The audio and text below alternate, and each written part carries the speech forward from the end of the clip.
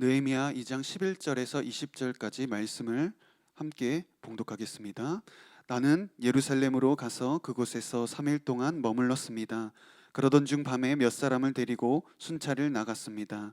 나는 내 하나님께서 내 마음에 예루살렘을 위해 할 일을 정해 두신 것을 아무에게도 말하지 않은 상태였습니다. 내가 타고 있던 말 외에는 탈 것도 없었습니다. 그 밤에 나는 골짜기 문으로 나갔습니다.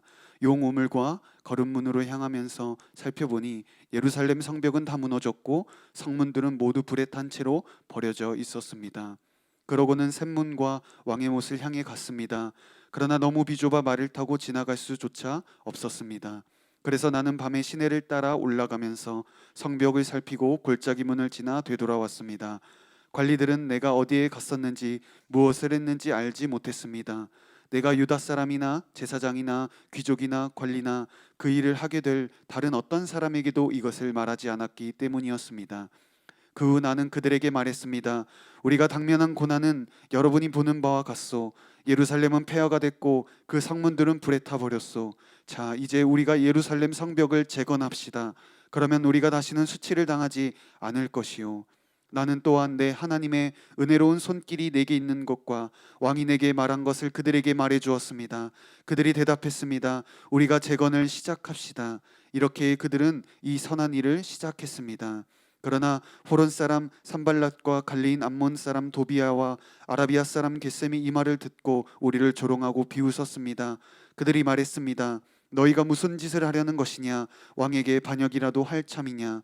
내가 그들에게 대답했습니다. 하늘의 하나님께서 우리를 위해 이 일을 꼭 이뤄주실 것이다. 성벽 재건은 주의 종인 우리의 할 일이다. 너희는 아무 목도 없고 권리도 없고 역사적 명분도 없다. 아멘. 네, 말씀을 나누겠습니다. 우리가 기도를 하다 보면 어떤 기도 제목은 빨리 응답을 받거나 그 사건이 이제 해결이 되는 반면에 또 어떤 기도 제목은 기약 없이 오랫동안 기도하게 되기도 합니다. 여러분은 오랫동안 품고 기도해 오신 기도 제목이 있으신가요? 저의 경우에 지금까지 기도해 왔던 기도 제목 중에서 가장 오랫동안 기도했었던 것은 바로 저희 아버지의 구원에 대한 것이었습니다. 저희 가정은 오랫동안 아버지를 제외한 가족들은 교회를 다니고 아버지는 교회를 다니지 않으셨어요. 제가 신앙생활을 하는 데 있어서 가장 큰 마음의 걸림돌은 언제나 저희 아버지셨습니다. 아버지께서 교회 가는 것을 방해하셔서가 아니었어요. 사랑하는 가족과 내 안에 있는 가장 깊은 것, 중요한 것, 소중한 것을 나눌 수 없다는 그 단절감과 그 훗날에 천국에서 아버지를 만날 수 없을지도 모른다는 그 염려가 늘 마음 한켠에 있었습니다. 이 믿지 않는 가족이 예수님 영접할 수 있도록 기도하는 것은 경험해 보신 분들은 아시겠지만 참 간절하면서 막막합니다. 가족이기 때문에, 아들이기 때문에 더욱 이것에 대해서 이야기를 나누기가 어려운 거예요. 아버지가 주님을 영접하려면 무엇보다도 복음이 전해져야겠죠. 그런데 차마 아버지께 직접 복음을 전할 용기가 나질 않았어요. 아버지가 너무나 무서웠거든요. 그래서 늘 이렇게 기도했습니다. 하나님, 제발 저희 아버지가 하나님을 믿게 해주세요. 아버지가 꿈을 꿀 때, 주무실 때 꿈에라도 주님 좀 나타나 주세요. 모든 사람과 이 환경을 통해서 아버지에게 계속 메시지를 보내주세요.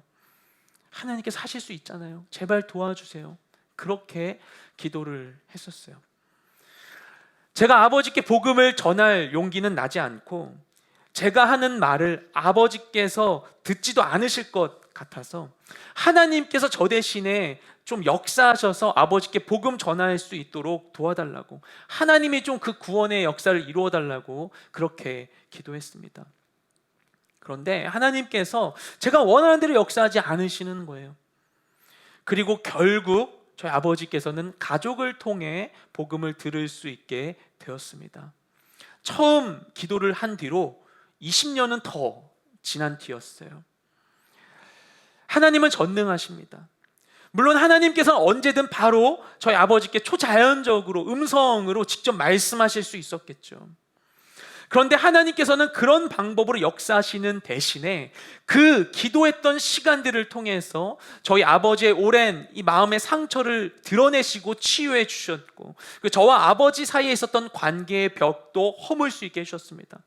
저는 저희 아버지의 마음이 열리도록 아버지를 위해서 계속 기도할 수밖에 없었고요. 아버지를 모시고 아버지 학교도 가고 함께 동네 교회로 예배를 드리러 가는 시간도 가질 수 있었습니다. 그 전에 제가 했었던 그 기도가 바로 응답되었다면 누릴 수 없었던 시간들입니다. 하나님의 전능하심을 묵상할 때 우리는 그분의 능력을 찬양하기보다 그분의 능력을 이용하기를 원합니다. 그분의 능력에 대해서 우리가 어떤 태도를 취할지보다 그분의 능력이 우리에게 무엇을 할 수 있을지를 먼저 생각합니다.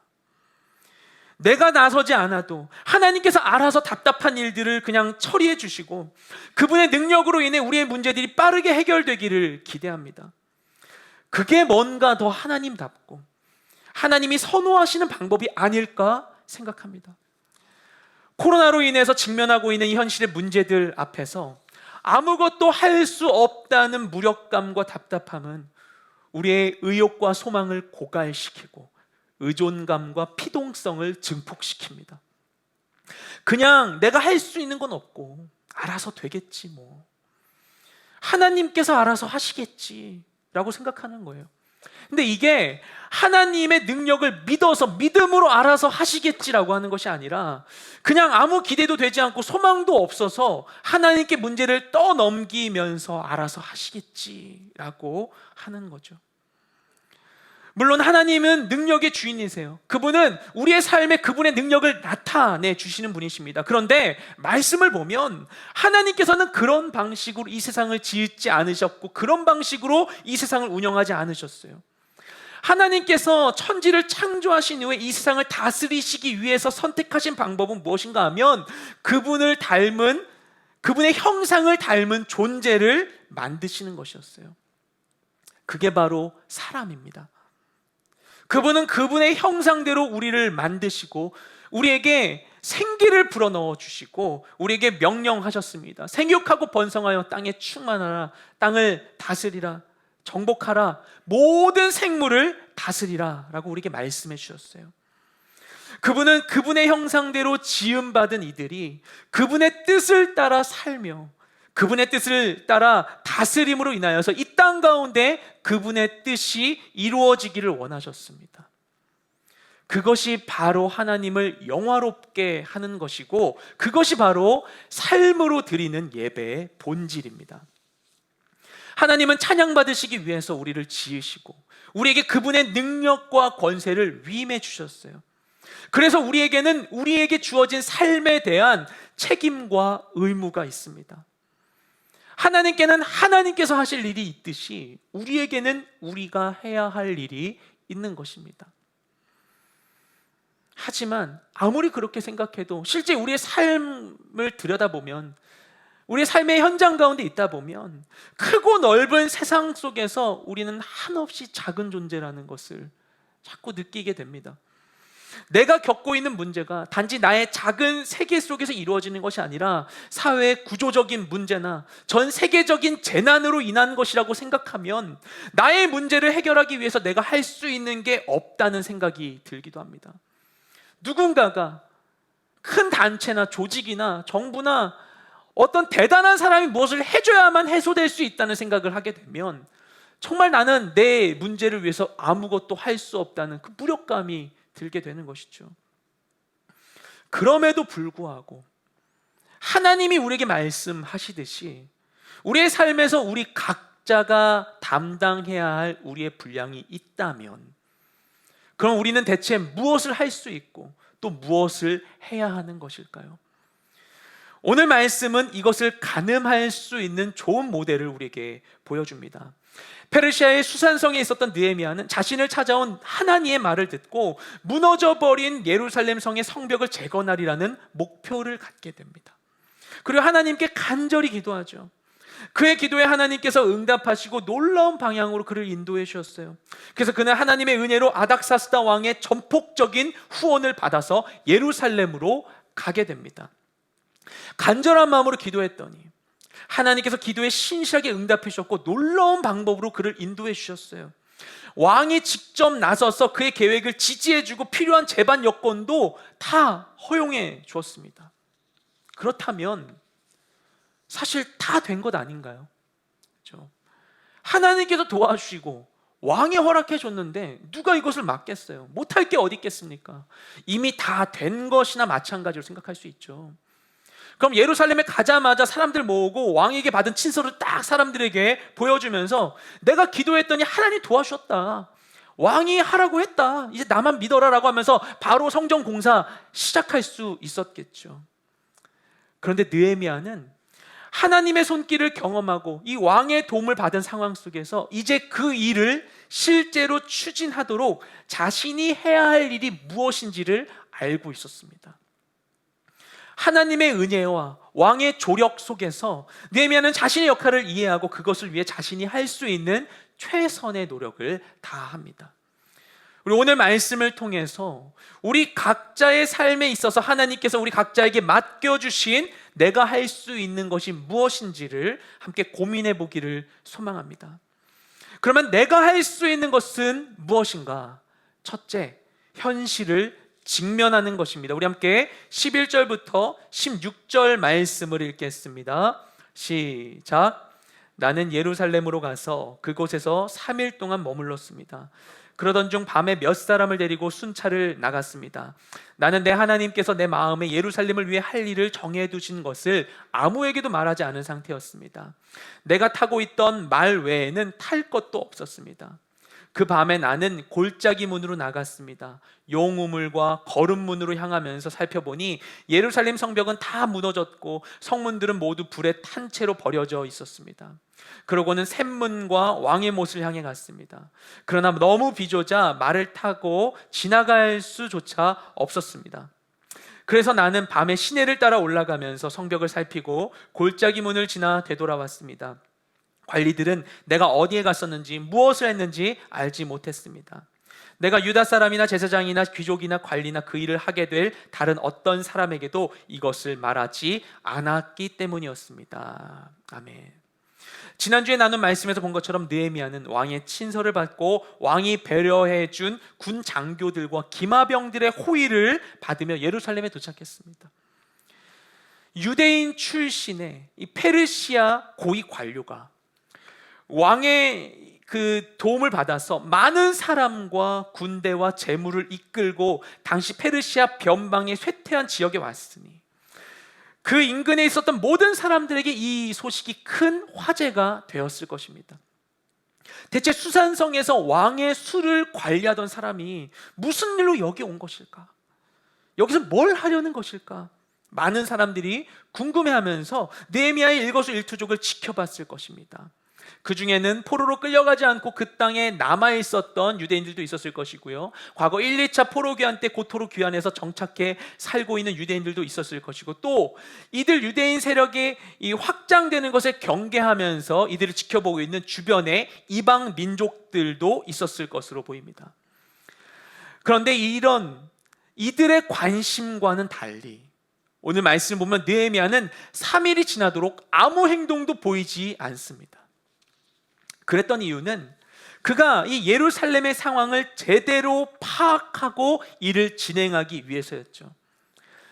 느헤미야도 마음이 급했겠죠. 구체적인 계획도 그 안에 있었습니다.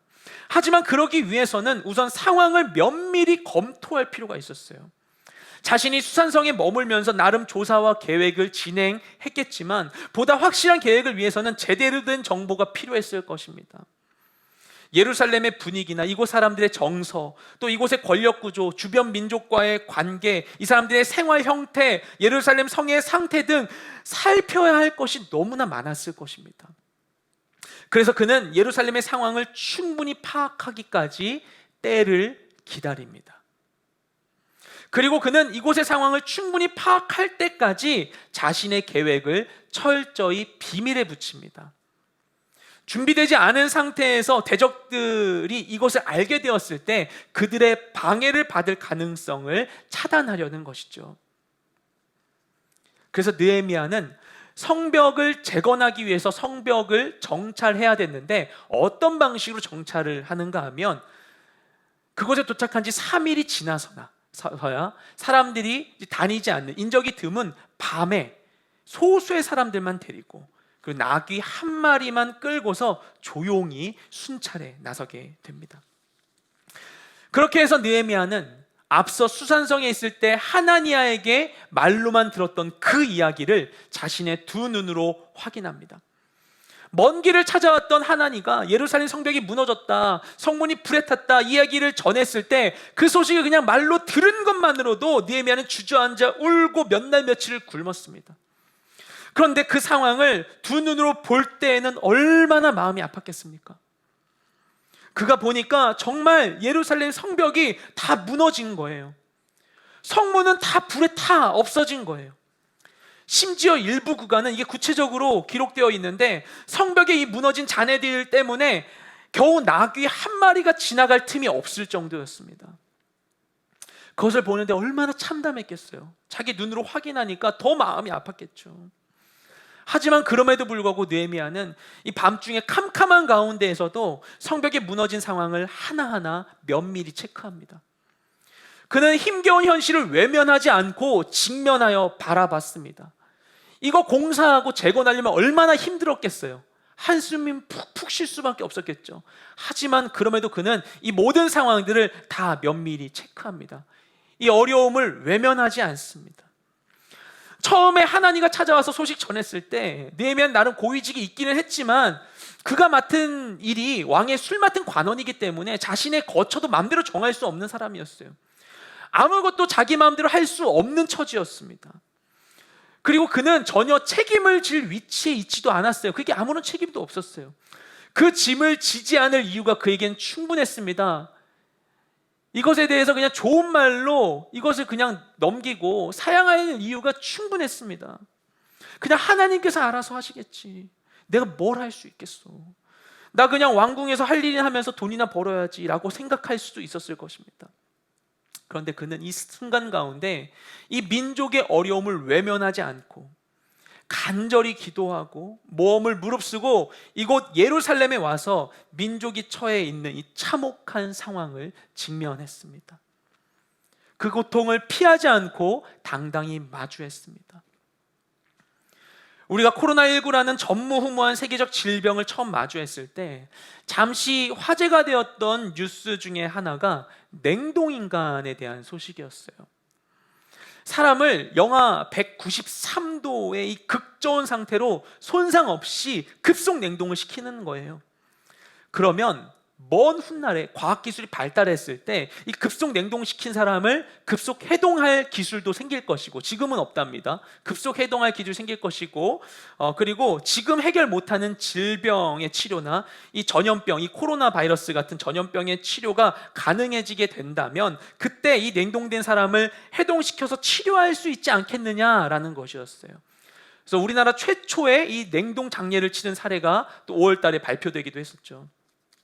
그렇게 냉동인간이 되어서 현실의 모든 질병과 아픔을 피하고 더 이상 아프지 않은 시대까지 잠들어 있다가 그때 이르러서 눈을 뜬다면 어떨까요? 정말 그 기술이 가능하다면 이것을 시도해보고 싶으신 분들도 계실 겁니다. 그렇게 우리는 고통을 그냥 지나가고 싶을 때가 많습니다. 고통이 좋은 사람, 괴로운 게 편한 사람이 어디 있겠어요? 심지어 예수님께서도 이 십자가의 고난을 앞두고 하나님께 기도하실 때 이 잔을 나에게서 옮겨달라고까지 고백하시지 않으십니까? 고통을 피할 수 있다면 얼마나 좋겠습니까? 말이 좋아 고통이지. 우리가 이 상황을 낭만적으로 바라보기도 했지만 이게 깊어지면 깊어질수록 얼마나 괴롭습니까? 근데 하나님께서는 우리에게 이 고난의 시간을 허락하셨어요. 그리고 누구도 이 시간을 피하거나 외면하지 못하게 하셨습니다. 그것은 하나님께서 우리를 궁지에 몰기 위해서가 아니라 이를 통해서 우리에게 하실 말씀이 있으시기 때문입니다. 이 상황을 거짓과 두려움의 눈으로 바라보면 그저 환난과 고통일 뿐이지만, 진리와 믿음의 눈으로 바라보면 역사를 주관하시는 하나님의 음성을 들을 수 있습니다. 이 고난 앞에서 움츠리거나 두 눈을 질끈 감고 고통을 외면하기보다 능력의 하나님을 신뢰함으로 담대하게 현실을 직면하는 우리 모두가 되시기를 소망합니다. 하나님을 붙들고 우리의 현실을 바라볼 때 하나님께서는 아픔 속에서도 그분의 뜻을 드러내 주시고 우리에게 지혜와 능력과 담대함을 주시며 우리를 바른 길로 인도해 주실 것입니다. 주님 앞에서 우리의 현실을 직면하는 우리 모두가 되시기를 주님의 이름으로 축복드립니다. 또한 우리가 할 수 있는 것은 무엇인가? 둘째, 진리를 선포하는 것입니다. 우리 17절과 18절 말씀을 함께 읽겠습니다. 그 후 나는 그들에게 말했습니다. 우리가 당면한 고난은 여러분이 보는 바와 같소. 예루살렘은 폐허가 됐고 그 성문들은 불에 타버렸소. 자, 이제 우리가 예루살렘 성벽을 재건합시다. 그러면 우리가 다시는 수치를 당하지 않을 것이요. 나는 또한 내 하나님의 은혜로운 손길이 내게 있는 것과 왕이 내게 말한 것을 그들에게 말해 주었습니다. 그들이 대답했습니다. 우리가 재건을 시작합시다. 이렇게 해 그들은 이 선한 일을 시작했습니다. 느헤미야는 성벽의 상황을 눈으로 점검하고 예루살렘의 여러 상황들을 파악하며 자신이 가지고 있었던 계획을 수정, 보완하고 구체화했을 것입니다. 그리고 그는 그 모든 상황을 진행함에 있어서 철저하게 비밀을 유지합니다. 대적들과의 불필요한 충돌을 피하기 위해서였겠죠. 그리고 어느 정도 성벽 재건 계획을 마무리한 시점이 되어서야 사람들을 모으고 자신의 의견을 밝힙니다. 처음으로 사람들에게 자신의 계획을 밝히는 이 상황 가운데 느헤미야는 신중하고 지혜롭게 말을 전합니다. 그래서 우리 17절 말씀, 방금 읽은 17절 말씀을 보면 그의 느헤미야의 지혜로운 소통 방법을 엿볼 수 있습니다. 먼저 그는 자신과 그곳 유다 백성들을 동일시합니다. 느헤미야는 우리가 당면한 고난이라고 이 상황에 대해서 설명을 합니다. 이것은 우리가 당면한 고난이다. 지금 예루살렘이 처해 있는 이 정치적, 경제적, 안보적, 영적인 위기와 그로 인한 생활의 불편과 어려움이 단지 유다 땅에 살아왔었던 사람들만의 문제가 아니라 자신을 포함한 유대인 모두의 문제라고 이야기를 합니다. 그리고 그 말대로 이 상황은 그저 유다의 포로 귀환 자들만의 문제가 아니었습니다. 예루살렘은 하나님께서 그분의 영광을 위해 택하신 도성이기 때문이죠. 이 예루살렘이 황폐한 것은 모든 하나님의 백성의 수치와 고통이었습니다. 그래서 느헤미야는 그것이 우리의 문제다라고, 나도 이 문제를 겪고 있다라고 그들과 자신을 동일시한 것입니다. 그리고 느헤미야는 그들이 당면하고 있는 이 문제를 객관화합니다. 느헤미야는 우리가 당한 이 상황은 무엇인가 하면 당신들이 보는 바대로 예루살렘이 황폐하고 성문이 불탄 것이다 라고 설명을 합니다. 그렇게 해서 느헤미야는 그들이 지금 마주하고 있는 현실을 가감 없이 있는 그대로 드러내고 있어요. 이때 이 예루살렘에 있었던 유대인들은 모두가 함께 힘겨운 시간을 보내면서 사실 그들은 그들의 상황을 알면서도 이것을 드러내어 말하기를 꺼렸을 수도 있습니다. 무너진 성벽과 불타버린 성문이 뻔히 보이는데도 불구하고 누가 나서서 이것을 치우지도 않고 서로 말해봤자 마음만 상하니까 쉬쉬하면서 상황을 외면하고 다른 데로 시선을 돌렸을 수도 있습니다. 그것이 필요할 수도 있어요. 당장에는 그런 방법이 마음을 위로하고 아픔을 덜 수 있는 방법이 되었겠죠. 하지만 그것이 그들이 겪고 있는 이 문제를 궁극적으로 해결할 방법이 될 수는 없었을 것입니다. 그래서 느헤미야는 그들이 겪고 있는 상황을 솔직하게 드러냅니다. 이는 그들을 수치스럽게 하고 그들에게 있는 상처를 막 깊이 파헤치기 원해서가 아니라 문제를 해결하기 위해서입니다. 수술대 위에 환자를 두고서 상처를 감춰주기 위해서 그 환자의 부끄러움을 감춰주기 위해서 수술실을 어둡게 하진 않죠. 밝은 조명으로 그 환부를 환하게 비춰서 문제를 밝히 드러냅니다. 우리가 문제를 해결하기 원한다면 바라봐야 합니다. 빛을 비춰야 합니다. 그렇게 해서 느헤미야는 이 문제를 객관화합니다. 그리고 끝으로 느헤미야는 그들의 목표를 명료화합니다. 예루살렘 성벽이 무너진 상황을 인식시킨 이 느헤미야는 그 상황 속에 그들이 가져야 할 목표를 명료화합니다. 그것은 무엇인가 하면 예루살렘 성을 건축해서 다시 수치를 당하지 말자는 것이었어요. 근데 그것을 다들 모르는 게 아니었죠. 다만 반복된 실패와 좌절 속에서 소망을 상실하고 있었던 것입니다. 그래서 느헤미야는 사람들의 소망을 일으키기 위해서 그동안 자신이 지금까지 경험해온 일들을 고백합니다. 그가 경험한 것은 두 가지였죠. 하나, 하나님의 선한 일이 그를 도우신 것이었고, 다른 하나는 아닥사스다 왕이 전폭적인 지원을 약속한 것이었습니다. 그가 경험한 이 하나님의 도우심은 이 일이 지니고 있는 거룩한 당위성을 세워줬고, 그가 경험했던 왕의 도움은 이 일에 대한 정치적인 안정성을 기대하게 했을 것입니다. 그래서 그 말을 들은 사람들은 오랫동안 이 마음에 쌓여 있었던 이 수치심과 두려움과 무기력과 이 절망감을 버리고 이것을 떨쳐내고 기대와 소망과 기쁨을 회복합니다. 그래서 성벽을 두고도 방치하고 아무것도 하지 못했던 그들이 느헤미야의 말을 듣고 나니까 막 소망이 생겨서 화답하는 거예요. 그래, 일어나서 건축하자라고 얘기하게 되었던 것입니다. 그래서 모든 이들이 힘을 내어 이 일에 동참하게 되었다라고 기록하고 있죠. 어둠 속에 작은 빛도 감출 수 없는 것과 같이 진리는 혼탁한 시대 속에서도 밝게 빛납니다.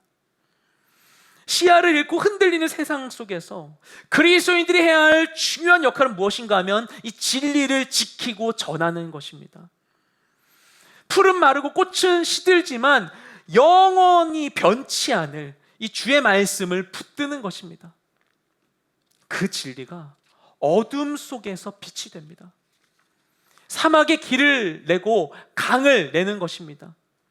아무것도 의지할 수 없고 기대할 수 없는 이 혼란한 상황 속에서 더욱 주님의 진리를 구하고 그 진리를 붙드는 우리 모두가 되기를 소망합니다.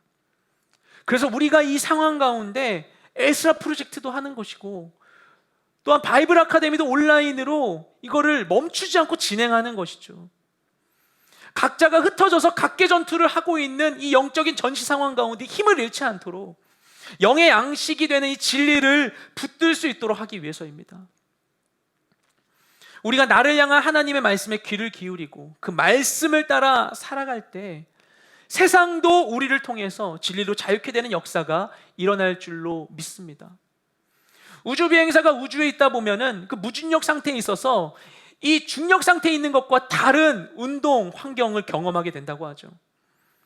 거기에서는 지금 지구에 있는 것처럼 힘을 쓸 필요도 없는 거죠. 근데 그렇게 되면은 가만히 있다 보면 그 뼈가 힘을 잃게 되고 근육이 힘을 잃게 된다고 합니다. 그가 평생 동안 우주에 머물러 산다면 모르겠지만 우주정거장에 굉장히 오래 살았던 사람도 막 몇 년간 살지 못했거든요. 언젠가는 지구로 돌아와야 하기 때문에 그들이 무엇을 하냐면 그 우주 공간 가운데 필요 없는 근육을 키우고 뼈를 튼튼하게 하기 위해서 양분을 먹고 그리고 운동을 합니다. 다시 지구로 돌아가기 위해서인 것이죠. 우리가 지금 온라인 상황 가운데 있는 이 온라인 환경에서의 신앙의 형태를 우리가 유지하고 있지만 하나님이 우리를 다시 회복해 주실 시간을 기대하는 마음으로 우리가 영적인 운동을 해야만 합니다. 이 시간 가운데 우리의 근육과 우리의 뼈가 퇴화되지 않도록 계속해서 우리 영적인 노력을 수고를 기울여야만 하는 것이죠. 그 각자의 자리 가운데 진리를 붙들고 그 진리를 전파하는 우리가 되기를 소망합니다. 그때 정말로 세상이 우리를 통해서 진리로 자유케 되는 역사가 일어날 것입니다. 이렇게 느헤미야가 행한 것처럼 절망의 상황 속에 진리를 놓치지 않고 지혜롭게 선포하는 우리가 되기를 소망합니다. 또한 내가 할 수 있는 것은 무엇인가? 셋째, 거짓과 대적하는 것입니다. 우리 19절부터 20절까지 말씀을 읽겠습니다. 그러나 호론 사람 산발랏과 관리인 암몬 사람 도비야와 아라비아 사람 게셈이 이 말을 듣고 우리를 조롱하고 비웃었습니다. 그들이 말했습니다. 너희가 무슨 짓을 하려는 것이냐? 왕에게 반역이라도 할 참이냐? 내가 그들에게 대답했습니다. 하늘의 하나님께서 우리를 위해 이 일을 꼭 이루어 주실 것이다. 성벽 제거는 우리 주의 종인 우리의 할 일이다. 너희는 아무 목도 없고 권리도 없고 역사적 명분도 없다. 아멘. 느헤미야가 사람들에게 자신의 계획을 전하고 이에 유대 사람들이 함께하기로 결정했을 때 이 소식이 느헤미야를 예의주시하고 있었던 주변 대적들의 귀에 들어갑니다. 대표적인 인물 세 사람이 여기에 등장하죠. 호론 사람 산발랏과 암몬 사람 도비아와 그리고 아라비아 사람 게셈이었어요.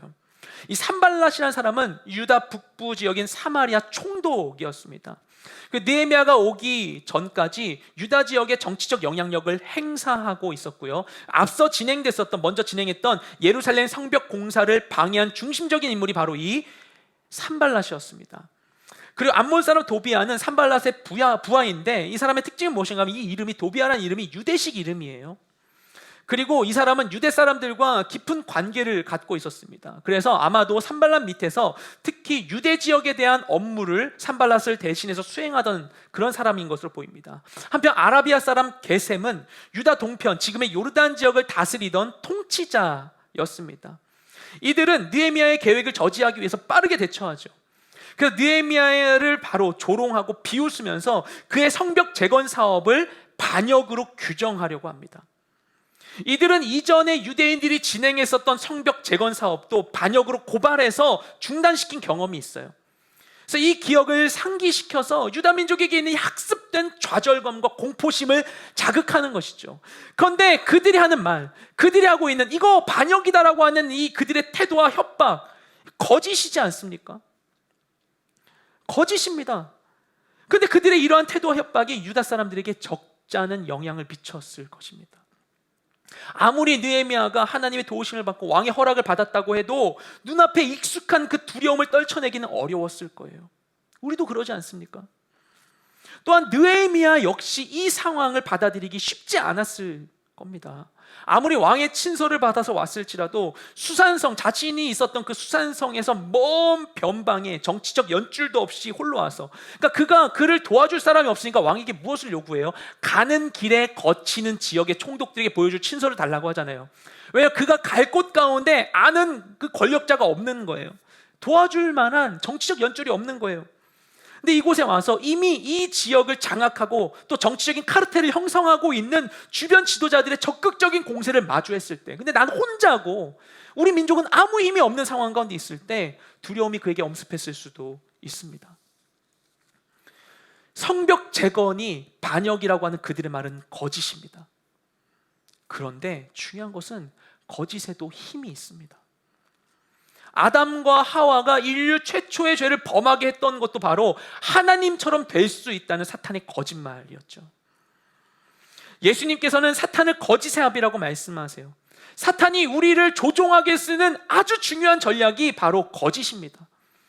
우리의 삶 가운데 거짓은 너무나 많은 영향을 미치고 있어요. 진실처럼 그럴듯한 형태로 우리에게 와서 우리가 그것을 인정하게 만드는 것이죠. 그래서 우리가 진리를 바라보지 못하고 거짓 앞에서 두려워하고 멈추고 주저하게 만드는 것입니다. 이 거짓은 그저 떠다니는 수많은 말 중에 하나일 뿐이에요. 그 말 자체는 아무런 힘도 없어요. 그런데 우리가 그것을 진실로 착각하고 받아들이는 순간, 거짓의 아멘으로 화답하는 순간 거짓은 우리 안에 들어와서 영향력을 행사합니다. 그렇게 거짓은 우리를 죄와 어둠의 길로 인도하는 거예요. 우리의 동의 안에서. 그래서 이 거짓을 대적하고 진리를 붙드는 것이야말로 우리가 행해야 할 중요한 영적 전쟁의 본질이라고 할 수 있습니다. 그래서 느헤미야는 즉각적으로 그들의 협박에 대응합니다. 느헤미야는 그들의 이 정치적인 도발을 정치적으로 해결하지 않고 느헤미야는 그들의 거짓의 도발에 대해서 진리로 맞서고 있습니다. 그들이 성벽 재건을 왕에 대한 반역으로 규정하면서 정치적으로 공격할 때 느헤미야가 충분히 정치적으로 대응할 수 있었을 거예요. 우리 알고 있잖아요. 왕의 친서를 보여주면서 이거 이미 왕이 허락했다. 왕이 하라고 한 거 니네가 하지 못하게 하면 니네가 오히려 반역하는 것이다라고 충분히 되받아쳐서 협박할 수 있었겠죠. 하지만 느헤미야는 다른 대응을 하고 있습니다. 본문 가운데. 이 일을 진행하는 것은 자신도 아니고 아닥사스다 왕도 아니고 하늘의 하나님이시라는 거예요. 그리고 하나님의 역사 속에서 주의 종인 자신들이 할 일은 무엇인가? 그것은 바로 주님의 뜻에 순종하여 성벽을 재건하는 것이라고 말합니다. 그는 자신을 두렵게 하고 멈추게 하고 움츠러들게 하는 이 사단의 거짓 앞에서 진리로 대응하고 있어요. 진짜 마음이 흔들리고 무너지려고 할 때 그의 영혼을 붙드는 것은 그의 계획과 능력도 아니었고 아닥사스다 왕이 써준 친서도 아니었고 바로 하나님의 동행하심이었습니다. 그래서 그 진리의 발을 딛고 느헤미야는 거짓을 내어 쫓습니다. 하나님께서 성벽을 세우시고 우리가 그 뜻에 하나님께 순종하는 것인데 너희가 왜 뭐라고 하느냐? 너희는 이 일에 아무 목도 없고 아무 권리도 없고 명분도 없다. 너희가 할 수 있는 것은 없다라고 선언합니다. 여러분, 지금 여러분을 두렵게 하고 있는 사단의 거짓 앞에 담대히 선포하십시오. 예수의 이름으로 명하노니 거짓의 영은 떠나갈지어다. 미혹의 영은 떠나갈지어다. 두려움의 영은 떠나갈지어다. 선포하십시오. 너희는 나에게 아무런 권세가 없다. 믿음으로 선포하십시오. 고난의 환경 속에서 세상은 계속해서 우리에게 거짓 메시지를 전해요.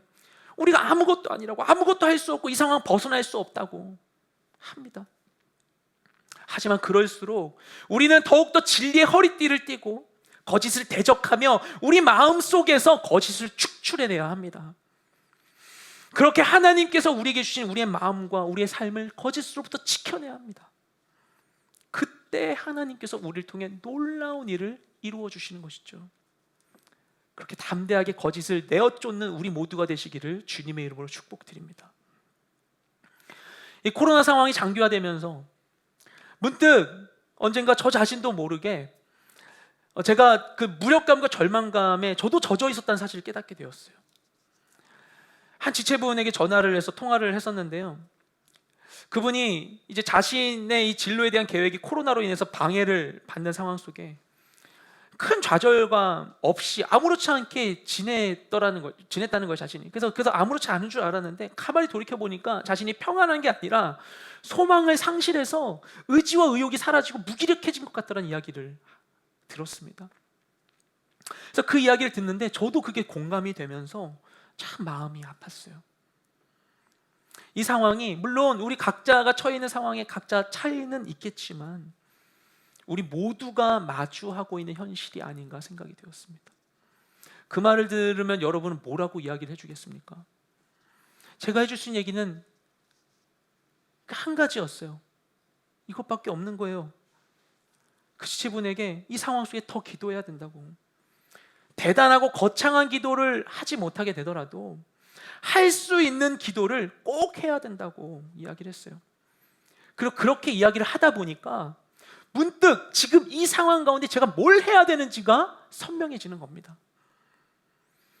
이 상황 속에서 다들 이 시간에 잘 버티고 살아남고 이겨낼 수 있도록 더 힘을 내시라고, 조금만 힘을 내라고, 견디라고, 주님 함께 하신다고, 기도의 끈을 놓지 말라고, 진리의 말씀을 붙들라고 여러분 곁에서 거짓을 드러내고 진리를 선포해야 되는 것이죠. 그리고 저뿐만 아니라 이 시대 가운데 하나님을 믿는 우리 모두가 이 시대 앞에서 해야 될 일이 바로 이것입니다. 그래서 대학청년부에서 하반기 온라인 바이블 아카데미도 하는 것이고 WS도 대방역 프로젝트도 하는 거예요. 그것을 위해서 서로가 진리를 붙들 수 있도록, 서로를 독려할 수 있도록, 일으켜 세울 수 있도록, 같이 나아갈 수 있도록 하는 것이죠. 이 상황을 이길 진리의 힘이 키워지게 되길 소망합니다. 제가 군대에 있을 때 제 보직이 이 수색중대의 중대통신병이었어요. 훈련을 나가면 저희 중대의 각 수색팀들이 작전 지역에 흩어져서 적을 살핍니다. 총 12팀이 파견이 됐어요. 그러면 저는 본부에서 무전기를 들고 그들이 무전으로 주는 첩보를 수집해서 그걸 본부에 보고하는 역할을 했어요. 또는 그들에게 본부의 지시사항을 전달하기도 했죠. 어디로 가봐라 이렇게 좌표를 찍어주면서 이렇게 얘기를 하는 거죠. 근데 큰 훈련을 나가게 되면 길게는 그 팀들이 3일 동안이나 외부에 나가 있었어요. 본부와의 접촉 없이. 그 시간 동안 들키지 않게 산에서 먹고 자고 하는 거예요. 그런데 본부 안에 있는 제가 그들과 소통할 수 있는 방법은 무전기밖에 없는 겁니다. 뭐 핸드폰도 없고 아무것도 없죠. 몇 시간에 한 번씩 정한 시간에 교신을 나누기로 이렇게 약속을 해요. 잘 있는지, 안전한지, 그리고 서로 이 통신이 잘 통하고 있는지 이것을 확인하는 작업입니다. 이렇게 교신을 하면서 서로의 이 상태나 무전 감도를 점검을 하는데 그렇게 하면 무전감도 전달하면서 덧붙여서 한마디를 하는 거죠. 힘내라는구나, 이렇게 고생이 많다는구나, 빨리 만나자는구나, 이렇게 얘기를 하는 거예요. 이렇게 격려의 말을 전하고 그들의 무사귀환을 기도하는 것밖에 할 수 없었습니다. 그러는 중에 그 각 수색팀들은 산속을 달리고 허기를 채우고 추위를 버티면서 자신들의 싸움을 싸워가고 있었겠죠. 지금 이렇게 영상 예배를 하면서도 저의 마음이 마치 그때 같습니다. 그때 군대에서 본부에서 밤새도록 무전기 붙들고서 팀들하고 무전을 나누던 그 상황이 떠올라요.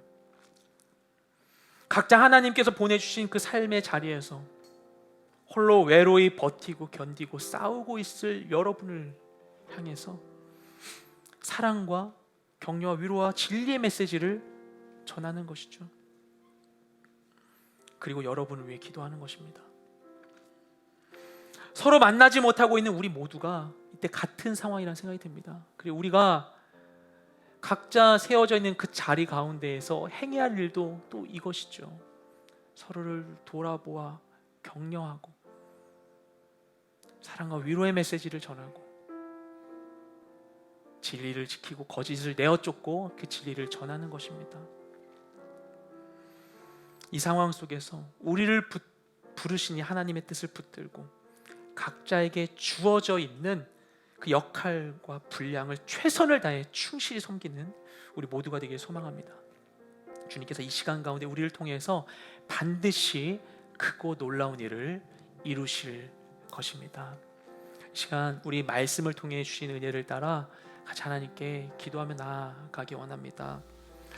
하나님, 지금 이 상황 가운데 나에게 임하여 주시옵소서.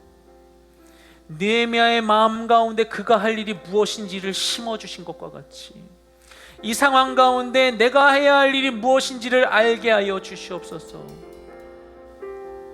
나를 덮고 있는 이 고난과 고통 앞에서 좌절하거나 외면하거나 회피하지 아니하고 이것을 온전히 주님과 함께 바라보고 그것에 있는 거짓을 드러내고 진리를 선포하는 우리 모든 인생 되게 하여 주시옵소서. 진리를 붙들고 하나님께서 행하실 일을 바라보며 세상에게 지지 아니하고 싸우며 버티며 이겨내는 우리 모두의 삶, 우리 각자의 삶의 현장이 될 수 있도록 주님 우리 가운데 역사하여 주시옵소서. 우리 안에 계신 성령님께서, 우리 예배를 들으시는 하나님께서 나에게 임하시고 역사하여 달라고, 우리를 붙들어 달라고 주님의 도우심을 구하며 우리 각자의 자리 가운데 마음으로 기도하며 나아가기 원합니다. 기도하시겠습니다. 주님 감사합니다. 주님 우리 가운데 임하여 주시옵소서. 주님 우리의 모든 것 되십니다. 주님 우리의 모든 것 되십니다. 우리의 도우심 오직 주님밖에 없습니다. 주님 내가 할 수 있는 것은 무엇입니까? 내가 이 순간 가운데 아무리 답답함과 무기력을 느낀다면 그것은 아무것도 하지 않는 것이 주님이 원치 않는 것이기 때문에 좀 믿습니다. 그렇다면 주님 우리가 털고 일어나기 원하신다면 이 무기력을 떨쳐내기 원하신다면 답답함을 이겨내기 원하신다면 주님 우리가 해야 할 것은 무엇입니까? 나는 무엇을 해야 합니까? 우리가 무엇을 바라봐야 합니까? 무엇을 바라봐야 무엇을 들어야 하며 아버지 무엇을 바라고 무엇을 해야 하는 것입니까? 우리의 마음을 밝혀주시옵소서. 임하여 주시옵소서. 주시옵소서.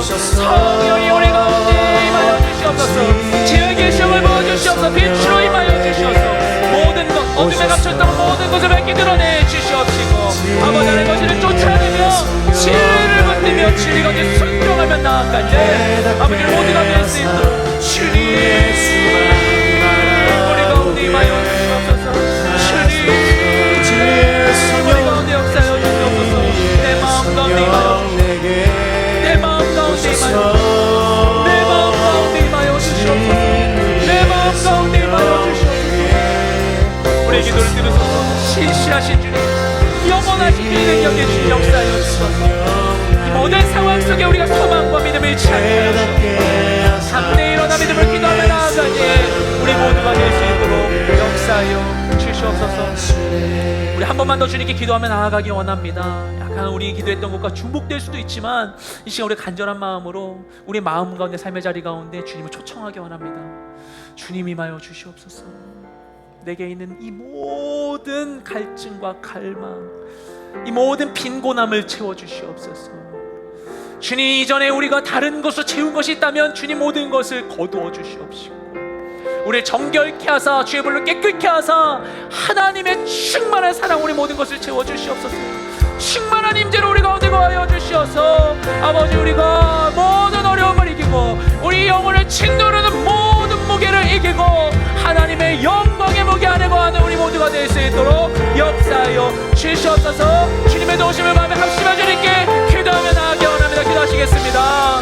주님, 우리 가운데 임하여 주시옵소서. 주님, 우리 가운데 역사하여 주시옵소서.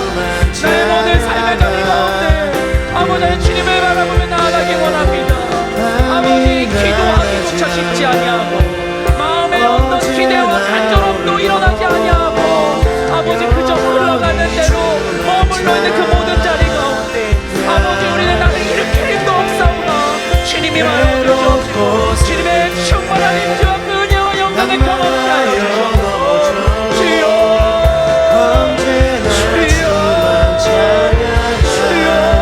우리를 다스려 주시옵소서. 우리 너무나 주님이 필요합니다. 너무나 주님이 필요합니다. 주님이 필요합니다. 그 어느 때보다 주님이 필요합니다. 그 어느 때보다 주님이 필요합니다. 우리에게 임하사 주의 물로 씻어주시고 우리 모든 영혼력을 정결하게 하시고 주님 안에 처졌던 모든 것을 지워주시옵시고 하나님 충만한 은혜로 주님의 사랑을 가득 채워주시옵소서. 하나님의 모든 자리 가운데 주님 임재하시고 역사하여 주시옵소서. 고마우신 주님 감사드립니다. 우리 모든 삶의 자리 가운데 함께 하시는 주님을 찬양합니다.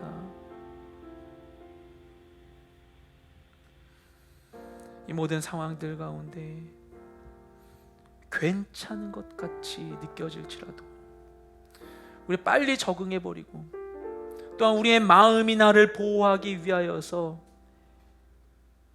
현실을 평안하다고 인식하게 하고 이 상황 가운데 자리를 두고 이 상황 가운데 머물고자 하는 마음들이 생깁니다. 주님, 하지만 주님, 우리의 모든 상황 가운데에서 주님을 붙들고 주님이 보여주시는 대로 이 모든 상황을 볼 수 있기를 원합니다. 그것이 때로는 아프고 힘겨운 작업일지라도 우리가 그렇게 진리의 눈으로 모든 것을 바라볼 수 있기를 원합니다. 또한 아버지 하나님, 우리를 붙들고 있었던 우리에게 영향을 미친 모든 거짓들을 분별하여 쫓아내고 진리에 뿌리내려 선한 결실을 맺는 우리가 될 수 있기를 원합니다. 하지만 마음의 원이로 돼 우리 육신이 연약하오니 주님, 우리 가운데 임하여 주시옵소서. 성령이 우리 가운데 역사하여 주시옵소서. 지혜와 계시형을 부어 주시옵소서. 하나님을 알게 하여 주옵시고 하나님의 충만한 것을 우리를 충만하게 하여 주시옵소서. 하나님의 그 사랑의 높이와 깊이와 높이가 어떤지를 우리가 알게 하여 주시옵시고 주님과 온전히 동행하며 나아가는 우리 모든 인생 될 수 있도록 역사하여 주시옵소서. 그 주님을 기대하는 마음으로 우리가 우리의 시간을 드리고 우리 삶을 드리고 또 우리의 준비한 예물도 주님께 올려드립니다. 드려진 모든 것을 주님 기쁘게 받아 주시옵시고 우리 모든 삶과 우리 모든 예물들 하나님의 나라와 주의 영광을 위하여 지혜롭게 거룩하게 사용되게 하여 주시옵소서. 그와 같은 마음으로 각지에서 쓰고 계시는 우리 모든 선교사님들과 목회자분들과 모든 성도님들의 삶을 지켜봐 주시옵시고 그 가운데 하나님 소망을 허락하시고 믿음을 더하여 주셔서 주님을 붙들고 이겨내며 승리하고 아름다운 결실을 맺는 우리 모든 성도의 삶이 될 수 있도록 역사하여 주시옵소서. 이렇게 우리 가운데 행하실 줄 믿사오며 이제는 우리의 유일한 소망 되시는 예수 그리스도의 은혜와 아버지 하나님의 사랑하심과 성령의 교통하심이 하나님의 은혜를 쫓아 주님의 인도하심을 쫓아 거짓을 내어 쫓고 진리 가운데 살아가기 원하는 이 자리에 있는 모든 주의 자녀들 가운데 각지에서 주의 말씀에 순종하여 섬기고 계신 모든 선교사님들, 모든 목회자분들, 모든 성도님들의 삶 가운데 이제부터 영원토록 함께 계시기를 간절히 축원하옵나이다. 아멘.